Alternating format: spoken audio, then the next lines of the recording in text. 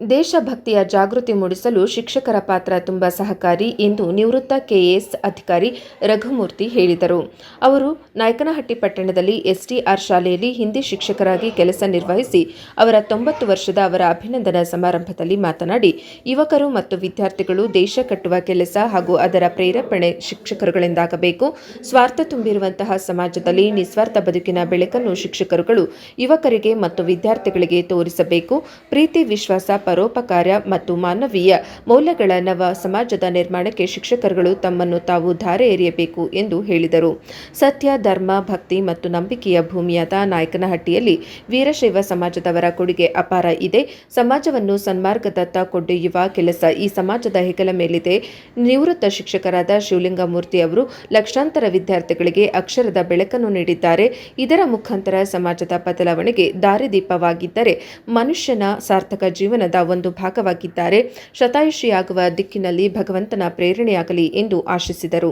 ಜಿಲ್ಲಾ ಸಂಗಮ ಸಂಘದ ಅಧ್ಯಕ್ಷರಾದಂತಹ ಮತ್ತು ಚಿತ್ರದುರ್ಗ ಜಿಲ್ಲಾ ಪಂಚಾಯಿತಿಯ ಮಾಜಿ ಉಪಾಧ್ಯಕ್ಷರಾದಂತಹ ಮಲ್ಲಿಕಾರ್ಜುನಯ್ಯನವರು ಮಾತನಾಡಿ, ಸಾರ್ಥಕ ಜೀವನಕ್ಕೆ ಇನ್ನೊಂದು ಉದಾಹರಣೆ ನಿವೃತ್ತ ಹಿಂದಿ ಶಿಕ್ಷಕರಾದ ಶಿವಲಿಂಗಮೂರ್ತಿಯವರು. ಮನುಷ್ಯನ ಜೀವನದಲ್ಲಿ ನಿರ್ದಿಷ್ಟವಾದ ಕೊಡುಗೆಯನ್ನು ಈ ಸಮಾಜಕ್ಕೆ ನೀಡಬೇಕು. ಅದು ಯಾವುದೇ ಕ್ಷೇತ್ರದಲ್ಲಾಗಲಿ ತಾವು ಮಾಡುವ ಕೆಲಸ ಮೈಲಿಗಲ್ಲಾಗಬೇಕು ಎಂದು ಹೇಳಿದರು. ಪಟೇಲ್ ಜಿ ತಿಪ್ಪೇಸ್ವಾಮಿ ಯತ್ನಟ್ಟಿ ಗೌಡ್ರು ಮಾತನಾಡಿ, ಸಮಾಜದಲ್ಲಿ ನಿಸ್ವಾರ್ಥ ಬದುಕಿನ ವ್ಯಕ್ತಿಗಳು ಕಣ್ಮರೆಯಾಗುತ್ತಿದ್ದಾರೆ. ಸಮಾಜ ಸೇವೆ ಪ್ರತಿಯೊಬ್ಬನ ಜೀವನದ ಅವಿಭಾಜ್ಯ ಅಂಗ ಆಗಬೇಕು ಎಂದರು. ಶಿವಲಿಂಗಮೂರ್ತಿಯವರ ಬದುಕಿನ ನಿಸ್ವಾರ್ಥ ಸೇವೆ ತುಂಬಾ ಅನನ್ಯವಾದುದು ಎಂದು ಹೇಳಿದರು. ಶಾರದಾಶ್ರಮದ ಮಾತಾಜಿ ಆಶೀರ್ವಚನ ನೀಡಿದರು. ರಾಮಕೃಷ್ಣ ರೆಡ್ಡಿ, ಎಂಒಟಿ ಸ್ವಾಮಿ ಮುಂತಾದವರು ಮಾತನಾಡಿದರು. ವಿಜಯನಗರ ಜಿಲ್ಲೆಯ ಜಂಗಮ ಸಮಾಜದ ಅಧ್ಯಕ್ಷ ಕಾಶಿನಾಥ್, ಜಿಲ್ಲಾ ಸಾಹಿತ್ಯ ಪರಿಷತ್ತಿನ ಅಧ್ಯಕ್ಷ ಶಿವಸ್ವಾಮಿ ಇನ್ನು ಮುಂತಾದವರು ಕಾರ್ಯಕ್ರಮದಲ್ಲಿ ಉಪಸ್ಥಿತರಿದ್ದರು. ಪಟ್ಟಣದಲ್ಲಿ ಶ್ರೀ ಪಿ.ಎಂ. ಶಿವಲಿಂಗಮೂರ್ತಿಗಳು ನಿವೃತ್ತ ಹಿಂದಿ ಶಿಕ್ಷಕರು. ಇವರು 90 ವರ್ಷ ಕಾಲಮಾನವನ್ನು ಪೂರೈಸಿ ಹಾಗೂ ಇವರ ಸೇವಾವಧಿಯಲ್ಲಿ 60 ವರ್ಷಗಳ ಕಾಲ ಎಸ್ಟಿಆರ್ ಶಾಲೆಯಲ್ಲಿ ಹಿಂದಿ ಶಿಕ್ಷಕರಾಗಿ ಒಂದು ಸಾರ್ಥಕ ಸೇವೆಯನ್ನು ಸಮಾಜಕ್ಕೆ ಸಮರ್ಪಿಸಿ ತದನಂತರ ಒಂದು ಸಾರ್ಥಕ ಜೀವನದೊಂದಿಗೆ 90 ವರ್ಷ ಪೂರೈಸಿಕೊಳ್ಳುತ್ತದೆ. ಇವತ್ತು ಅವರಿಗೆ ಒಂದು ಅಭಿನಂದನಾ ಸಮಾರಂಭವನ್ನು ಅವರ ಕುಟುಂಬದವರು ಏರ್ಪಡಿಸಿದ್ದಾರೆ.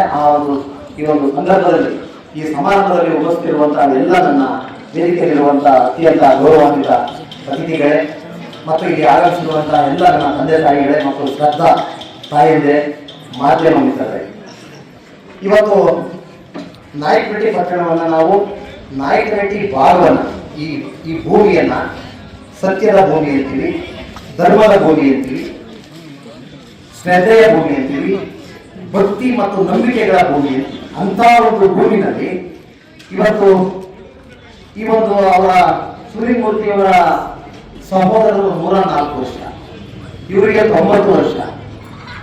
ಇಂಥ ಧರ್ಮದ ಭೂಮಿನಲ್ಲಿ 8 ವರ್ಷ ಬಾಳಿ ಬೆಳಕನ್ನ ಚೆಲ್ಲುವಂತ ಏನೋ ಅವಕಾಶ ಇದೆ ಅಂತ ನನ್ನ ಅಭಿಪ್ರಾಯ ಇದೆ. ಯಾಕೆ ಅಂತ ಹೇಳಿದ್ರೆ ಇವತ್ತು ಶಿವಲಿಂಗಮೂರ್ತಿಯವರು 60 ವರ್ಷ ಅವರ ವೃತ್ತಿ ಜೀವನವನ್ನು ಪೂರೈಸಿದ್ದಾರೆ. ಯಾಕೆ ಅಂತ ಹೇಳಿದ್ರೆ ಇವತ್ತು ಶಿಕ್ಷಕರು ಸಮಾಜವನ್ನ ಮತ್ತು ವಿದ್ಯಾರ್ಥಿಗಳನ್ನ ಚಿಂತನೆಗೆ ವಿಫಲವಾದ ಅವಕಾಶವಿದೆ. ಯಾಕೆಂದ್ರೆ ಈ ದೇಶದ ಯುವಕರು, ಈ ದೇಶದ ವಿದ್ಯಾರ್ಥಿಗಳು ನಮ್ಮ ಈ ದೇಶದ ಬೆನ್ನೆಲುಬು. ಏಕೆ ಮುಂದಿನ ಹಲವಾರು ವರ್ಷಗಳ ಕಾಲ ಈ ಒಂದು ದೇಶದ ದಿಕ್ಕನ್ನು ಬದಲಾಯಿಸುವಂತ ಯುವಕರು ಬರ್ತಾರೆ. ಹಾಗಾಗಿ ಶಿವಲಿಂಗಮೂರ್ತಿಯವರು ಅಷ್ಟು ವರ್ಷಗಳ ಕಾಲ, 30 ವರ್ಷಗಳ ಕಾಲ ಸಾರ್ಥಕ ಏನು ಶಿಕ್ಷಕ ವೃತ್ತಿಯನ್ನ ಪೂರೈಸಿ ಈ ಅವಧಿಯಲ್ಲಿ ಮಕ್ಕಳಿಗೆ ಒಳ್ಳೆಯ ಮಾರ್ಗದರ್ಶನವನ್ನು ನೀಡಿದ್ದಾರೆ.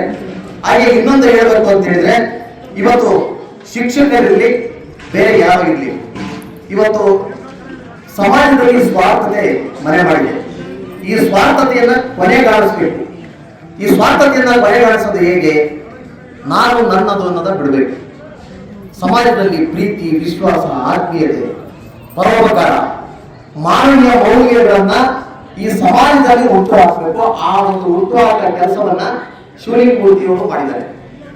ಇವತ್ತು ವಿದ್ಯಾರ್ಥಿಗಳಿಗೆ ಅವರ ಶಾಲಾ ದಿನಗಳಲ್ಲಿ ಹೇಳಿದ್ದಾರೆ ಏನು ಅಂತ ಹೇಳಿದ್ರೆ 100,000 100 ಮಂದಿರ ದೇವ ಸಾಸಿರ, ಸಿಂಧು ಇದ್ದರೇನು, ಗಂಗೆ ಇದ್ದರೇನು, ಹಿಮಾಲಯ ಪರ್ವತರಿದ್ದರೇನು, ಪರಂಪರೆ ಇದ್ದರೇನು, ಈ ದೇಶದ ಯುವಕರು, ಈ ದೇಶದ ಮಕ್ಕಳು ನಿದ್ರಿಸ. ತಹಶೀಲ್ದಾರ್ ಆಗಿರ್ತಕ್ಕಂಥ ರಘುಮೂರ್ತಿ ಅವರೇ, ಗಂಗಾಧರಪ್ಪನವರೇ, ನಮ್ಮ ಮುಂದೆಯಿಂದ ಕುಂತಿರ್ತಕ್ಕಂಥ ಎಲ್ಲ ನಮ್ಮ ಶಿವಲಿಂಗ ಸ್ವಾಮಿಯ ಅಭಿಮಾನಿ ಬಳಗದವರೇ, ಅವರ ವಿದ್ಯಾರ್ಥಿನಿಯರು ಮತ್ತು ತಾಯಂದಿರು, ಅಣ್ಣ ತಂಗಿಯರು, ಅಕ್ಕ ತಂಗಿಯರು ಎಲ್ಲರೂ ಇವತ್ತು ಅವರ ಅಭಿಮಾನದಿಂದ ಇವತ್ತು ಅವರ ಹುಟ್ಟುಹಬ್ಬವನ್ನು ಆಶ್ರಯ ಮಾಡೋದಕ್ಕೋಸ್ಕರ ತಾವೆಲ್ಲ ಅಭಿಮಾನದಿಂದ ಹೆಚ್ಚಿನ ಜನಸಂಖ್ಯೆ ಬಂದಿಲ್ಲಿ ಅವರ ಹುಟ್ಟುಹಬ್ಬವನ್ನು ಬಹಳ ಸಂತೋಷ ಪಡಿಸ್ತಕ್ಕಂಥ ಒಂದು ಕಾರ್ಯಕ್ರಮಕ್ಕೆ ತಾವೆಲ್ಲ ಬಂದಿದ್ದೀರಾ.